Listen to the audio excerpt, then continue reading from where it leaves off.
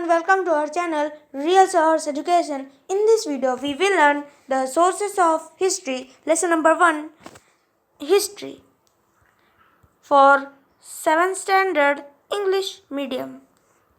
In this lecture, we will learn the sources of history, page number 1. So, let's get started. Lesson number 1, sources of history means इतिहास के साधन.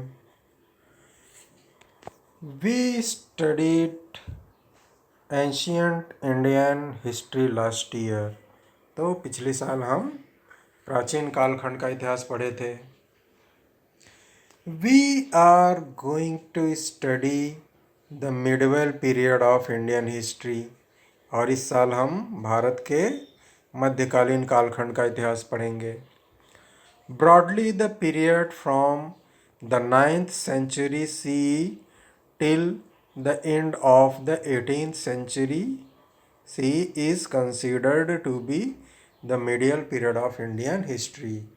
तो भारतीय इतिहास में ईस्वी सन 9वीं शताब्दी से लेकर 18वीं शताब्दी के अंत तक जो मध्यकाल मिडवल पीरियड माना जाता है. In this lesson we are going to study sources of medieval history. और इस चैप्टर में हम क्या करने वाले हैं? मध्यकाल के इतिहास के साधनों को पढ़ने वाले हैं. History gives us chronological, scientific and systematic account of past event. तो इतिहास क्या करता है? भूतकाल में घटित घटनाओं के कालक्रम को हमें वैज्ञानिक पद्धति, साइंटिफिक रीजन मतलब वैज्ञानिक पद्धति के आधार पर जानकारी देता है. 4 factors are very important from the view point of history. तो इतिहास में 4 जो साधन है, 4 प्रकार के प्रमाण, वो बहुत ही महत्वपूर्ण रखते हैं. दे आर इंडिविजुअल्स, एक व्यक्ति, सोसाइटी समाज, प्लेस स्थान एंड टाइम समय. ये 4 घटक बहुत ही इम्पॉर्टेंट है. History must be based on authentic evidence और प्रूफ. लेकिन इतिहास में क्या होना चाहिए? विश्वसनीय प्रमाण होना चाहिए, प्रूफ होना चाहिए. These proofs are known as sources of history. और इन्हीं प्रमाणों को, इन्हीं प्रूफ्स को हम क्या कहते हैं? इतिहास के साधन. Let's us classify these sources into material sources, written sources and oral sources. तो इसको हम क्या करते हैं? भौतिक साधन, लिखित साधन और मौखिक साधन में डिवाइडेशन करते हैं. To learn more about them, let us also evaluate the sources of history. तो हम क्या करेंगे? इतिहास के सोर्सेस का मूल्यांकन करेंगे. इवेल्युएशन करना मतलब, इवेल्युएट मीन्स मूल्यांकन करना. We have to consider many factors related to the historical event that we want to study. जितने भी ऐतिहासिक घटना का अध्ययन करना है, उससे संबंधित हमें अनेक घटनाओं का विचार करना पड़ता है. It is necessary to support our study with historical sources. तो ऐतिहासिक साधनों के आधार पे हम क्या करते हैं? उन्हें खोजते हैं. These sources have to verified. और इन साधनों की जांच पड़ताल करना आवश्यक होता है. वेरिफिकेशन होना चाहिए. We have to see whether they are authentic. It is necessary to use these sources juridically and only after critical analysis.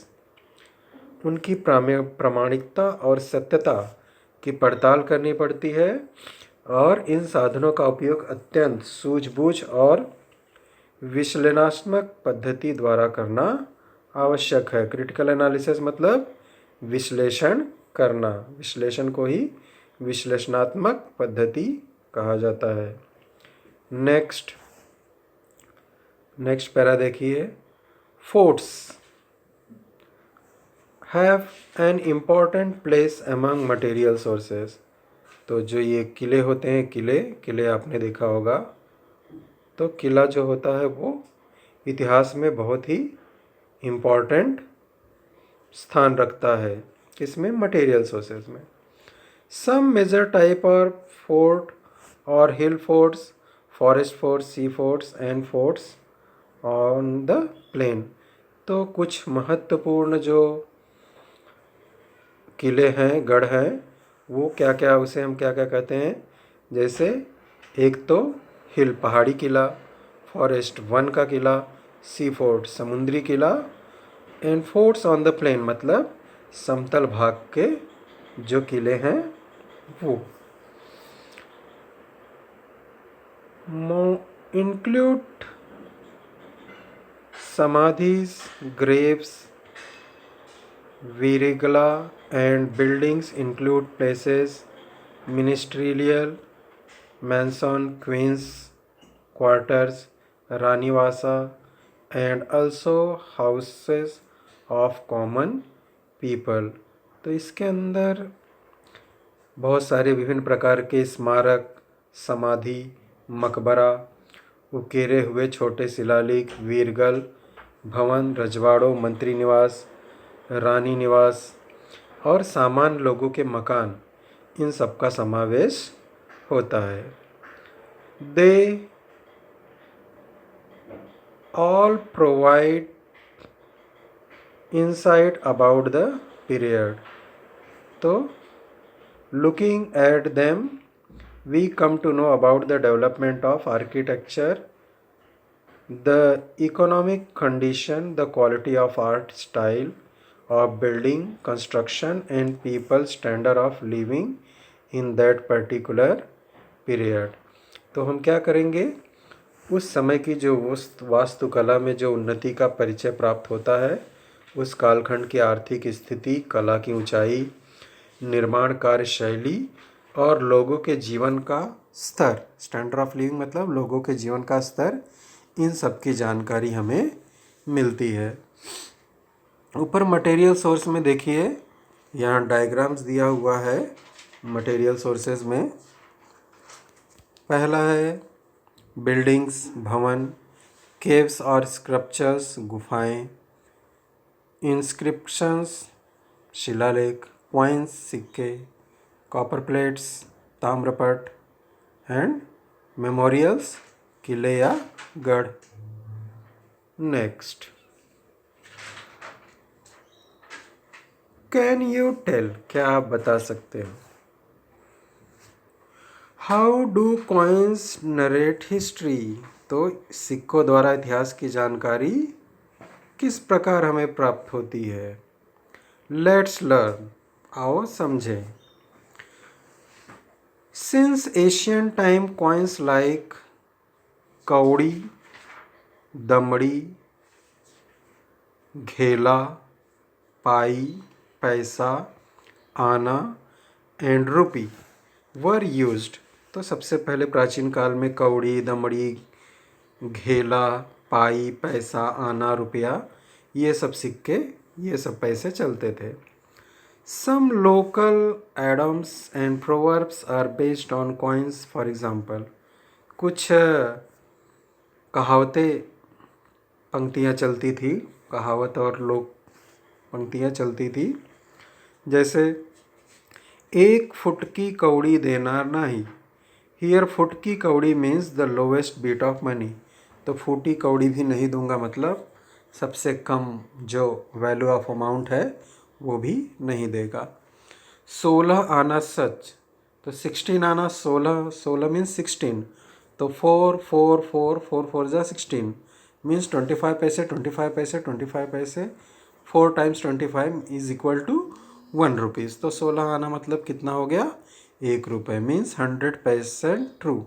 तो 16 आना सच मतलब 1 रुपीज़, 16 आना मीन्स 1 रुपीज़, मीन्स 100% ट्रू, पूरा सब सही।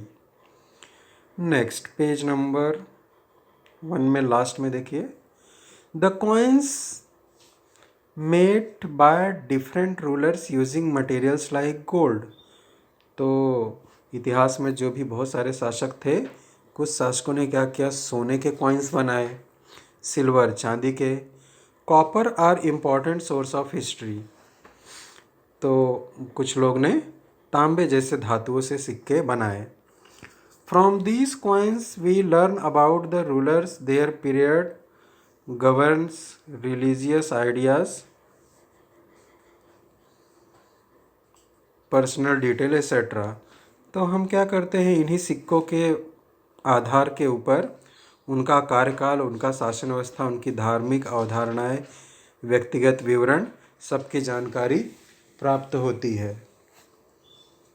Next, similarly we also learn about the financial transactions and economic condition prevailing that at that time, और उस समय की हम उसकी सारी आर्थिक गतिविधियों और आर्थिक स्थिति की जानकारी भी हमें उससे मिलती है।